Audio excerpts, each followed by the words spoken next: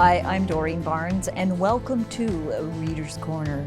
Just recently, I had the opportunity to speak with Mark Quattrocchi, and he wrote a book, and it's called The Cycle of Life, The Power of Saying Hello.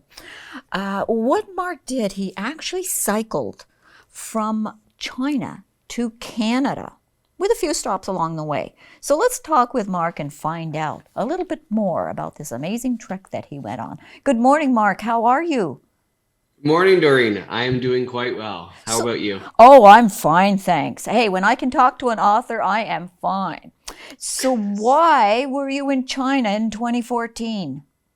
Great question and a good starting spot, I would suppose. So I was in China. I was working at a Canadian international school.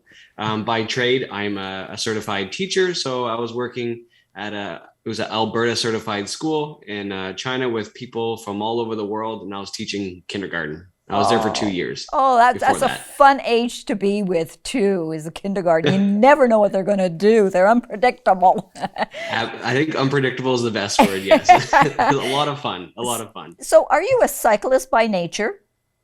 No, I still, I guess, wouldn't call myself a cyclist by any means. The bicycle for me, and we can get into this in a little bit, was the open ticket to kind of achieve the goals I wanted to achieve on this trip.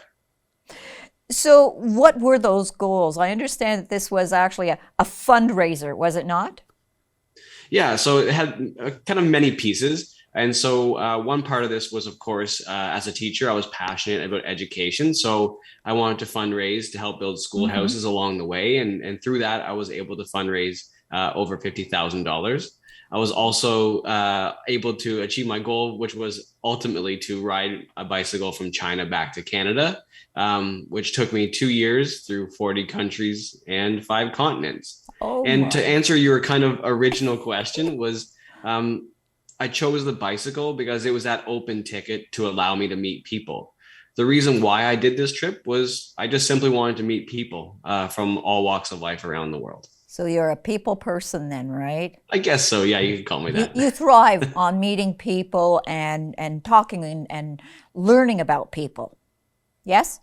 Exactly. Yeah, 100%. And I found I had done a lot of travel before this bike ride ever started, but I always found myself, racing off to the next big kind of site. Like I was heading off to the next, monument or waterfall, and all those places are famous and amazing for many different reasons. But I always found the places I was the happiest when I was connecting with to people that were living in the country, sitting down to a meal, getting to hear their stories. Yeah, which is amazing. I can relate to what you're saying because traveling, it's nice to deviate from what the norm is when you go traveling. You know, all this sightseeing and all these fabulous places, but you really want to talk with the locals and find out a little bit more about their lifestyle. So this is where the power of hello comes in, right? Absolutely. And I really didn't understand that that was the focus of this entire trip till years later. It was it was years later when I was kind of putting together. I had the opportunity to speak and do a TEDx talk and about the bike ride, and I was told you only have 18 minutes.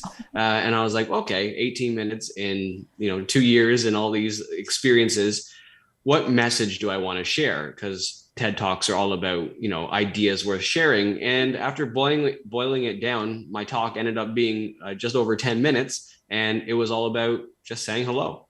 Just That's what the saying whole trip hello. was about and what allowed me to get around the world.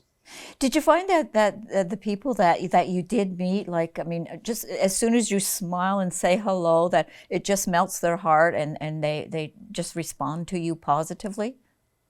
I think for the most part, there is a shift as soon as you reach out with that connection. On a daily basis, most of us are going around with some sort of guard up, some sort of like shield in some way of like, we're automatically going from place to place, and we're not always looking for someone to connect with, but also we want to make sure that we're safe and our families are safe and Yes. all those things. But when someone genuinely reaches out, I feel that that is an opportunity for that guard to come down and open up to a safe space.